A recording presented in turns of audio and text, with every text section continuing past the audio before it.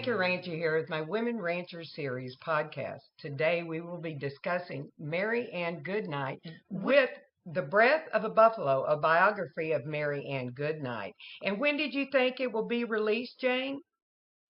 Right now, we're looking at fall of 26. That'll be the anniversary of her birth. If it's later than that, we're going to wait until spring of 27 because it's a terrible time to release fourth quarter, which I found out. I've released during COVID. I've released during a presidential election. And, you know, there's some bad times. You just don't release a book. So well, it's going to be September of 26. Well, I'm sure you're right, and we will all just be waiting on pins and needles for it because I know you've just been so thorough, and I cannot wait for us to get into her as our subject matter. But I don't want our listeners to be shorthanded by not knowing about you. You taught in the school system for 30 years. You've been honored by the state legislature of Texas for your work in local history and education. You've edited 15 volumes of Texas local history with students before you decided to write on your own. Is that correct? That is correct. All right. I thought my students wrote better than I did. I never thought I was going to write on my own.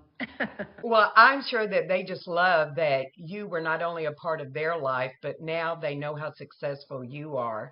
I know that you not only have membership in many different writers groups, but you've sat on boards and been a judge for entries in contests of books. Now, I know for yourself that you have won awards for numerous books, and especially under historical biography and women's studies. Will you please tell us a little bit of how you got into writing and where you are with it now? I did teach 30 years. I taught around the state of Texas. I taught in the Texas Panhandle so I could be close to my husband, who is graduating from Tech, and then I moved to El Paso and taught in that school district. But when I moved to Dripping Springs, Texas, which is Central Texas, we call it just west of Weird because it's west of Austin. And I taught 19 years there at the high school, and I became I was a department chair for English, and I became the secondary curriculum instructor as well as teaching. So I always taught seniors. I had a senior class every year, and I always made sure I taught freshmen pre-AP. And sometimes I taught juniors, sometimes I taught sophomores, but all of them wrote better than I did. And the freshmen on this historical volume set, I taught them how to research, do deep dives for primary resources, you know, in old courthouses and, you know, all over San Marcos, Austin area, Johnson City, and so forth. And they learned how to do that. I loved that. I loved genealogy. I loved doing that. And so I taught them that, and I taught them how to do the interviews because I had a great professor in college. Oh, that's great. With us on how to do that. But I couldn't write like they did. And so when they would start writing their work, I was great with how to document and incorporate quotes and do this and do that, but I didn't think I could ever have the creativity to do what they did. And so my son's junior year in high school, he walked into my office. Yes, I taught my kids, but I didn't teach them history. He walked into my my office, and he had a cartoon, and it was for an AP, which is Advanced Placement DBQ, which is a document-based question, and he had to write an essay about it. And it was a cartoon of our uncle, and he had been lynched in Montana, in Butte, Montana, on August 1st, 1917. Oh, and my. Because of his death, the Sedition Act was passed. I knew about my uncle, and I knew that my family shut up about it, wouldn't talk about him. And so he brings this in. He goes, I have to write about this. And Frank Little is being hanged, and he's in his underwear, and he's got the Montana Vigilante Code of 3777 on his underwear. And you've got a robber baron wearing the mask and the big black hat, and he's handing these coins over to this squirrely guy who's labeled the press. And he just says, just tell them he was a traitor. And so I knew then I needed to tell that story. And so that was in 2000. And in 2008, I retired from teaching. And that's when I thought, okay, I can do this. I'm going to write this book about our uncle. Find out why my family quit talking about him. They actually made a pact not to talk about him. And so, and I thought they were ashamed. because he was a radical labor organizer, very famous, I come to find out. And the thing I learned was I was 58 years old, and by that time, that when you're going to go do something, you have fun. So I took a girlfriend with me, and my first research trip was to Oklahoma, and I had my itinerary all straight ready to go. We drove over the line, and they were having their fires, horrible fires. And we were watching ranchers herd their cattle into these ponds. Oh, yeah. And then we got into Bartlesville, Oklahoma, where her parents actually lived. I had a great big old Land Cruiser, an old one. I had it parked on the side of the road. I was very aware of not getting T-boned not T-boned, but hit opening my car door. So I had the car door against my back, and a lady T-boned me. Oh. And I went into the car, tore up my knee. Oh, it was bad. It would have broken my back. My friend's husband was a doctor. He goes, "You got to go to the emergency room." Nope, I'm not. We proceeded. She drove. We had to duct tape doors. And then we got into a tornado. That was next. Oh, my goodness. The tornado just hit. And so I should have quit then, but I didn't. And I persevered.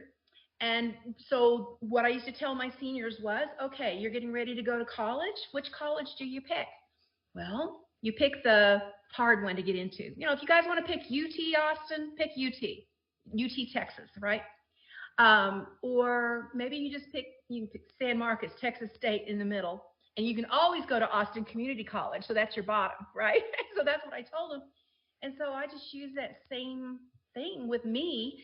I was a nobody, a teacher. I'm now 65 years old because it takes me a while to walk the story to get primary information, just like I taught my students.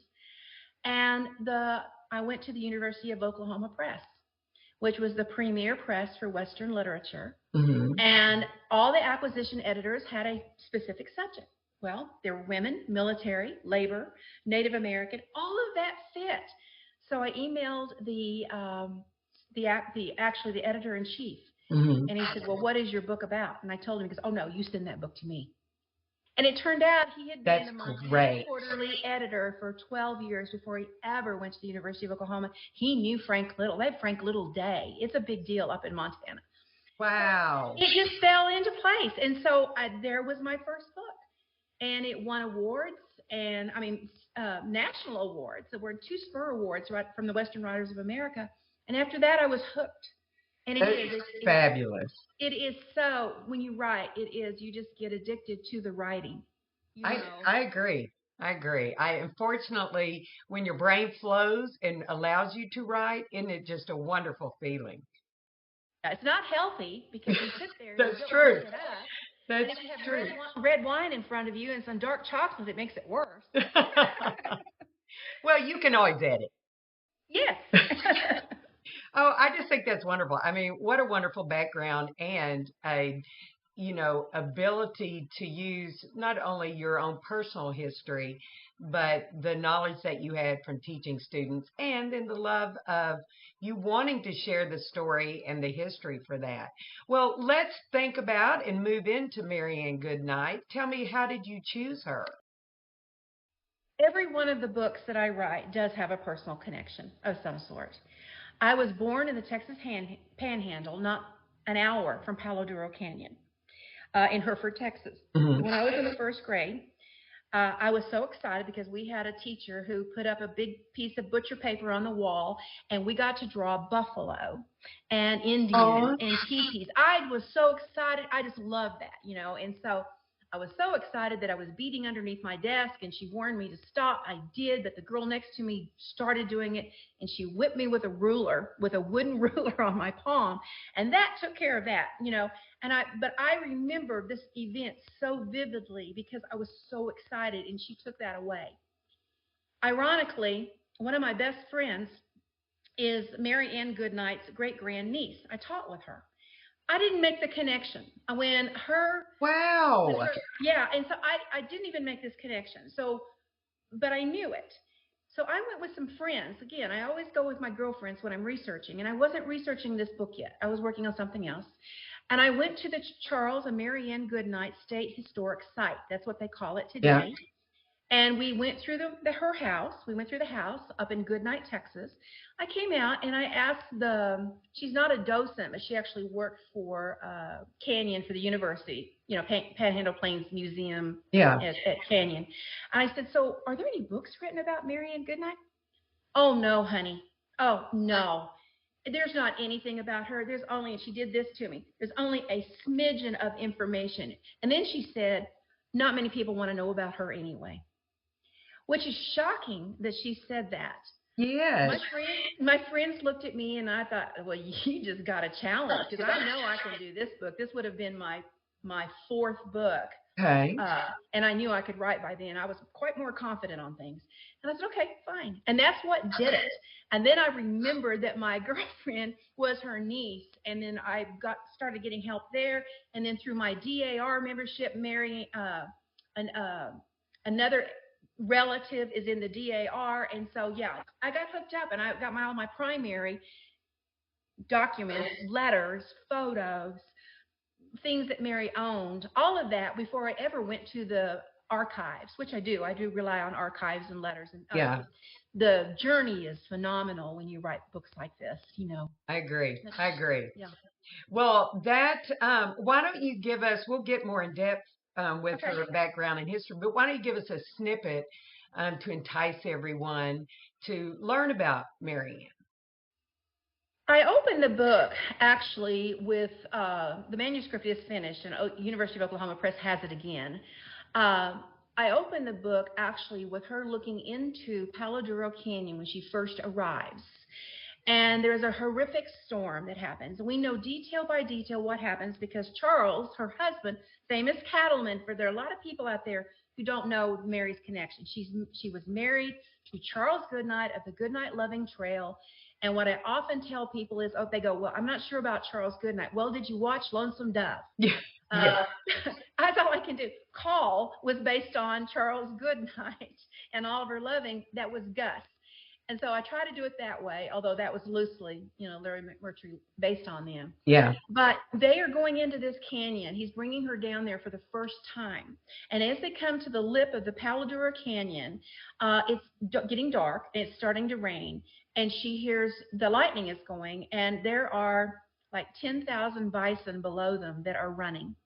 And the racket, the noise was horrific, and she's terrified of them.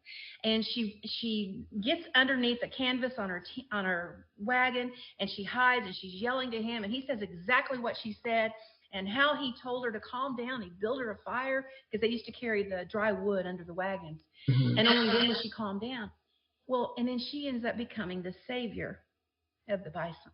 Yeah. And I get emotional because I know so much now about her, and I just her journey was not a piece of cake.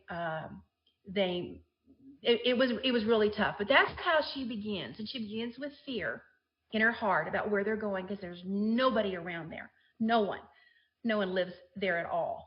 Well, and that's where he takes her. I love that, especially the feeling and thought of, because you're right, just the thunderous roar of the noise, I'm sure, of those thousands of bison running, that she, to think that was her connection, and actually how so many people do remember her, is just a lovely connection there. Well, how about, you mentioned that when you went to their home in the museum, that they said, oh, there's just, a little bit about her. It's not going to be. So how did you track the information down, and was it difficult to track down? Because of, as I said, this one person, her name is Karen Goodwin. She got Goodwin in the DAR in Dripping Springs. Yeah. She came to me and she goes, I just want you to know something. She said, my husband's sister is Monty Gooden. Monty Gooden is the daughter of the foster son that Mary and Charles Goodnight raised. Oh. And she said, I can get you in on that. Now, this was a 90-something-year-old woman that lived on the Goodnight Ranch. So I was able to get that interview, and Monty Gooden was amazing. But her daughter, Elizabeth, is just a little bit younger than I am, a retired librarian. And, of course, they had all these letters. This is the thing. Charles Goodnight there's a famous book by J. Evetts Haley called Charles Goodnight, Plainsmen and Cattlemen. It is the Bible on Charles Goodnight. It came out in 1936. And when Haley wrote it, Mary wasn't around. And the whole book is about Charles. And it's like he takes responsibility for so much. Mary's rarely mentioned. That was the time period. In the 30s, they're not going to give credit to women for squat, basically. Right. And I knew she was responsible for saving the calves, and I can explain that in just a moment, too. So what happened was everything about her was almost erased. And so because Haley's book came out, after Mary died, Charles, at 91 years old, married a 26-year-old. Yes. That's a whole other piece of can of worms. But all of the letters, the personal letters and things like that, disappeared. The Hubbard family had a lot of it. They took it out and hid it in a barn so it wasn't thrown away. So I was able to use those. Oh, And, wow. Yeah, you couldn't read his handwriting. I mean, it was a chicken scratch. I've never had a student so bad like this. It would take me like a full week just to get one paragraph. But once I was able to figure out what this meant, then it got a little bit easier. But because it was just atrocious handwriting. But very few from Mary. Those were apparently destroyed. And so that just gave me more of that challenge. I was going to find out who she was because she was almost erased. Oh, I can't imagine, just because there's so little on, women in the early days, especially, in the Western life, that, besides having the challenging, or the challenge of you having to read his handwriting. But still, well, so you already spoke about a few people that knew them personally. Did anyone else come up that you were able to speak with? Yeah, all these people know each other up there, right? And so there is a very, well, first of all, let me make this straight. You can go online and you can look at the Texas State handbook online. Handbook. Yeah. And there is an article that says Mary Ann Goodnight was called Molly by everyone except her husband. It's just the opposite. He called her Molly. And that's going to shake everybody up because everybody goes, yeah, Molly Goodnight. No. You don't call her Molly. That was his pet name for her. And there is a reason for it. And so they knew this story. So they sent me to another 90-something-year-old who actually was on the Goodnight side of the family. And so she's telling me the story about an awful thing that happened with Charles and his family as he was growing up and coming to Texas. This is why he did not call her Mary, his wife Mary. Okay. And then that led to another family, descendants of the Goodnights, who lived near me here near Ruidoso, New Mexico. And I actually was able to interview them, and they've written books, and they also said, oh, yes. And I don't want to give it away, but there was a scandal. And so he refused to call Mary unless he just had to. And generally the cowboys everybody called her Aunt Mary or Mrs. Goodnight. Right, they didn't call her Molly. And so even the Hubbard family, now that they were always saying Molly, everybody's kind of shifted a little bit in understanding it's Mary. But, wow. So there's some scandal in it, and there's some things coming out that I got because of I can't wait. Relatives. I know, but I'm so glad you got to speak with them. Well, is there anyone in the family, either bloodline, still alive? Okay. Now, first of all, Mary and Charles could not have children. Right. Okay. Yeah, and I have people come up to me all the time. I'll be at a book event, and they'll say, I am the great-great-great-grandson of Charles Goodnight. And I'll just look at them and say, well, not if you're talking about Mary. They did not have children. And the fact is, it wasn't because of Mary. And so I have to go back and I have to explain, and I got that story too. Okay. I'm about 95% sure on. I have to go back and explain he had brothers, and there were lots of children. And so, you probably are related, but not a direct descendant. So, and that's an interesting story too that is in the book. Sure. People don't know.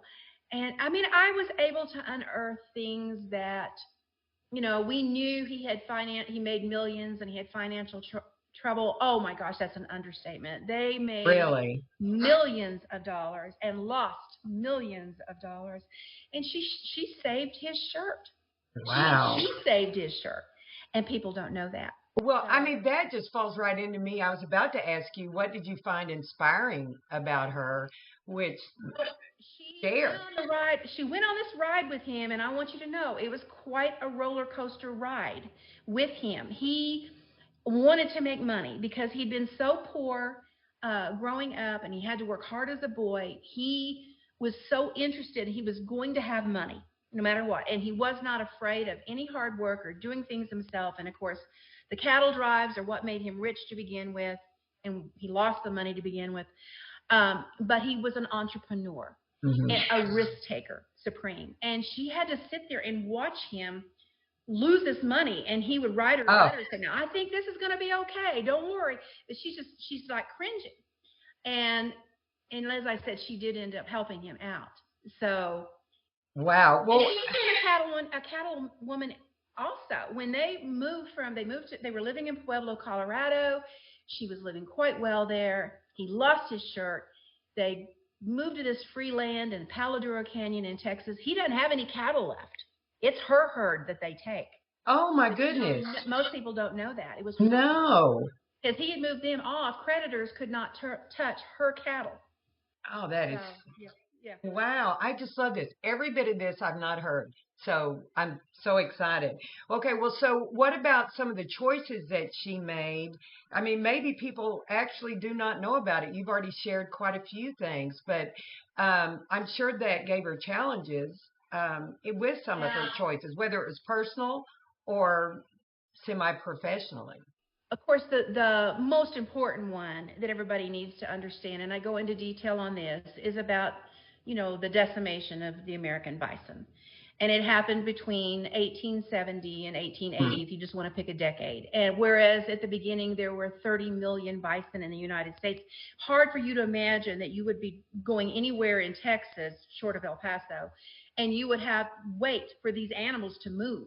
And it might take 2 hours for them to go across a road. There were that many bison. Yeah. And by 1878, or 1880, there were only 500 left in the entire country.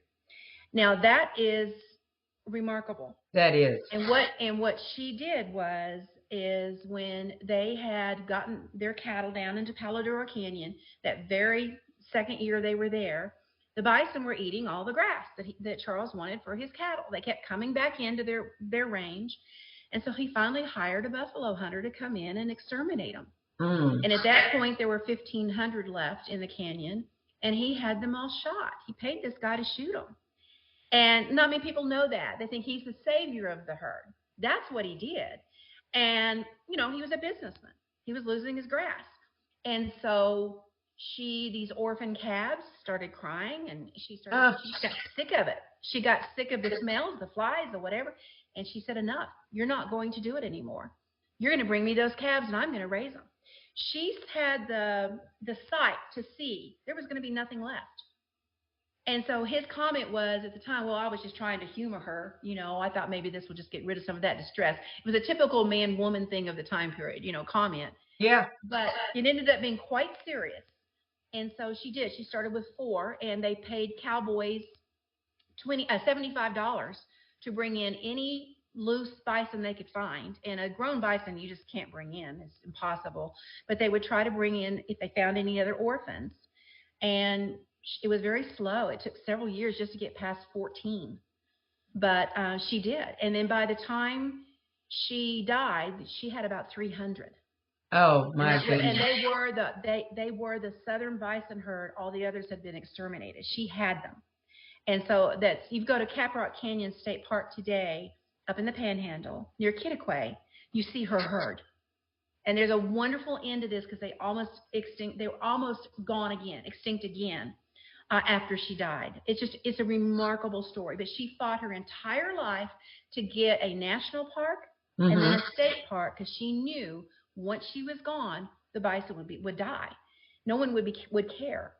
And so, Congress, a bill went up, I don't know how many times, and she'd fight for that and fight for that. Oh. And it didn't happen until after she died. Yeah. Well, I have an overwhelmingly touching gracious feeling for her just listening to this story. I mean, that's not even articulating my feeling very well. But is there an interesting story that about her that is personal?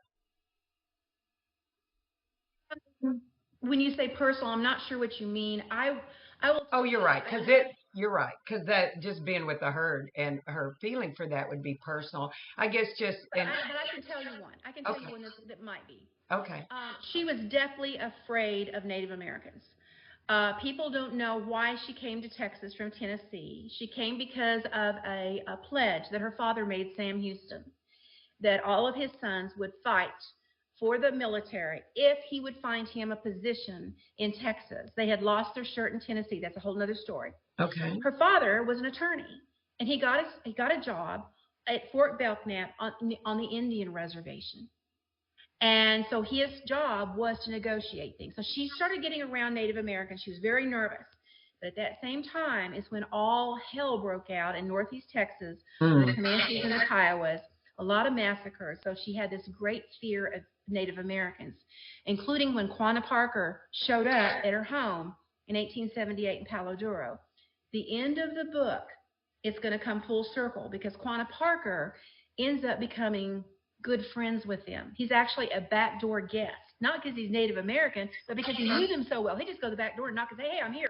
Well, I was going to say, in Quanah, right near their homestead or their ranch. Exactly. Yes, and he has a lot of children, a lot of great grandchildren. Okay. In fact, my daughter-in-law sister is married to one of his.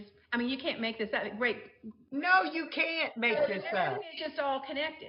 But at the very end, after Quanah dies, they're having a big buffalo hunt on the ranch, and it's to raise money. And an incident happens where Mary does something with one of the native women, a Kiowa woman whose father was part of the Warren Train massacre, a Warren Train raid in Northeast Texas. And you just see this old West become the new West, and you see how she's changed, and she's recognizing this other woman. Oh yeah, and it's a wonderful thing. I mean, without giving away all the details. Yeah. So Oh, that's just lovely. that runs through. Yeah. That is lovely. Well, have you ever considered writing a screenplay for everything you found out? I'm too verbose to write a screenplay. I've had people contact me for my first book, my Frank Little book, several times writing screenplays. I don't think I could do it. However, I have written all of my books in such a way that each chapter stands on its own. Yes. And so if you had to do a Netflix or a documentary or a movie, it's there for the screenwriter, easy peasy to get in there. Okay, that is perfect because really, she has such an amazing background, and I think it would be just such, an interesting documentary or movie to be able to see and learn more about it. Yeah. Okay, so just fun and quirky question: who might play her? Of course, I don't know all the young actresses anymore, but I'm with you. That is similar to Sissy Spacek, only a young Sissy Spacek. Right. Oddly looking. You know what I mean? Mary Ann Goodnight was not a beautiful woman. Oh, she was like a pixie.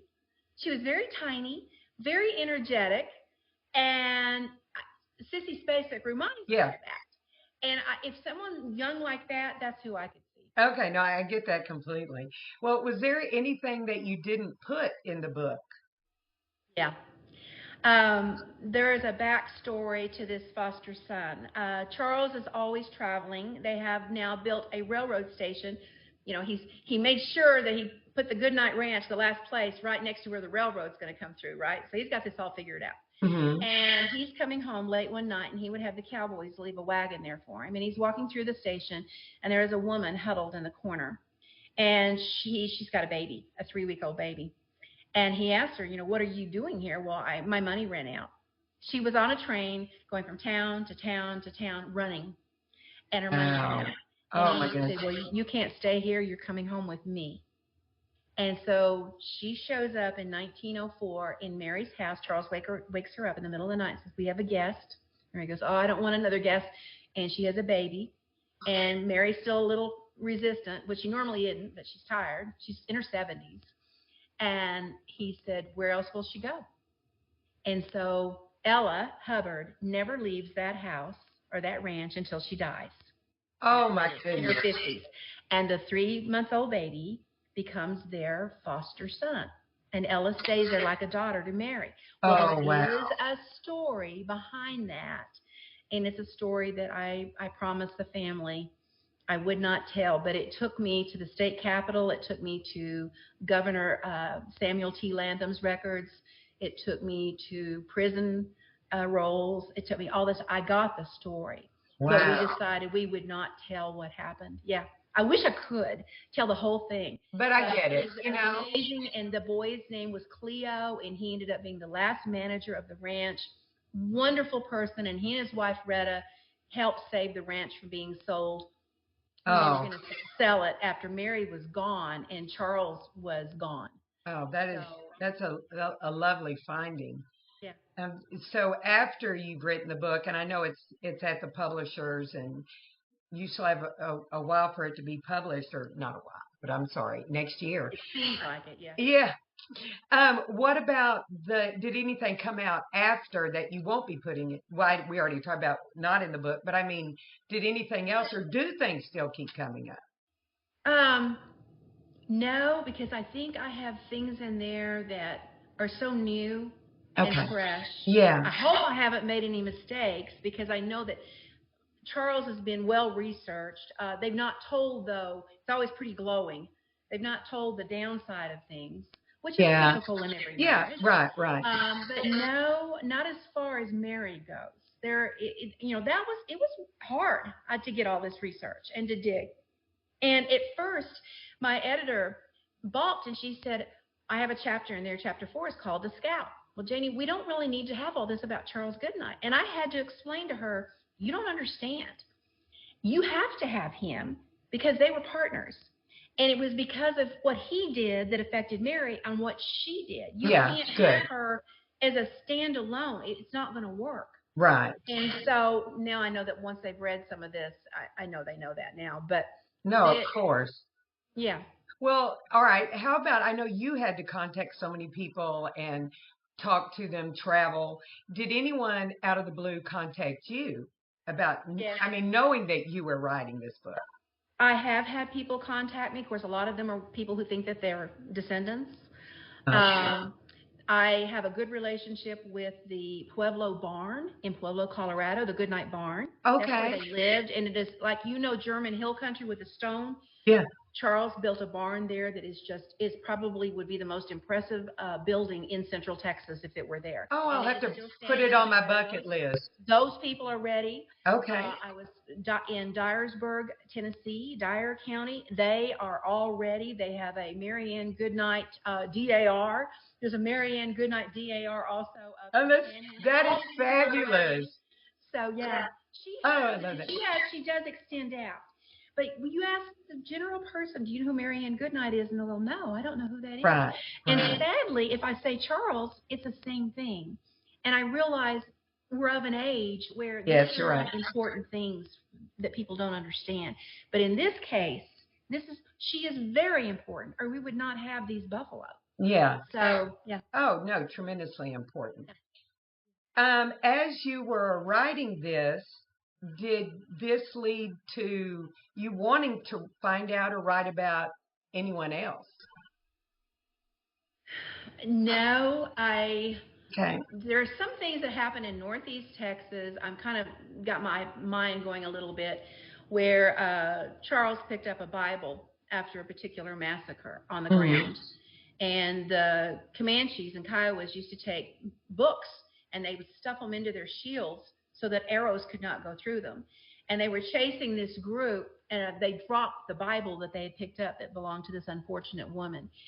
And I'm actually, for the first time, I'm 73 years old. No. And by the time this book comes out, I will be almost 75, not quite. Wow. And then there's going to be the publicity thing. So I have another percolating thought in my head, actually doing fiction based on history on some women's lives that will center around a Bible. And I want to start it with this Bible. Oh. So, yeah, that's just kind of what I'm thinking about, which is a stretch for me because I just said I'm not like my students. Now, I will tell you, and my readers know this, even though my books are scholarly nonfiction, except for this last Texas memoir I did during COVID.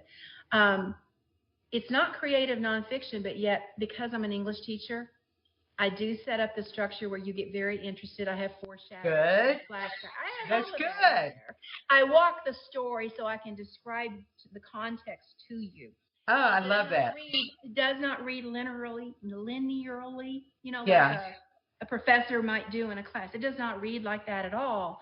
And in fact, the editor of OU Press, the former editor, told me he wanted me to continue doing it that way because was what was getting people reading. And I agree. It's not creative. He goes, this is where we need to be writing. I agree. So well, you have to connect with people and draw an interest from them, and so I think that's a lovely way to write. Well, before we close out, is there anything else you'd like to share about her? Yes. Good. Mary Ann does get dementia in her later years. And when you read her life and you see this coming in the book, as you recognize it is happening, your heart just breaks. And when you realize that even as she's getting ill, her fight to do something was so magnificent up until she just couldn't anymore. It is so admirable. And she does this in a world of men. And she would sit on these committees for women while the men would lead. We're going to have the big board for fighting for a part. She would be assigned to a little committee for women, yet they were her bison. And you watch this and how she gets around. So she learned how to do things behind the scenes. She would write her letters behind the scenes. She was empowering. Everybody loved her. She was generous. And if I were going to add another epithet to her name, it would be the Orphan Mother of the Plains. She's also, she's called Mother of the Plains. She was the Orphan Mother of the Plains, both with the bison and children. So, yeah. Jane, I'm just touched by not only your ability to recall and obviously share the love that you have for her and her life and her story. And what you've done is inspire that in us to want to learn about her and to understand her life. And seriously, I'm just so grateful for you sharing this time with us and sharing the information. I appreciate the time you've spent to share this with us, and I wish you well. I hope everybody, I will make sure and they update them on your book and when it comes out, and also with your website so they know where to look for you and to read any of your other books and to be able to follow you. So from the Naked Rancher Women Rancher series, Naked Rancher out.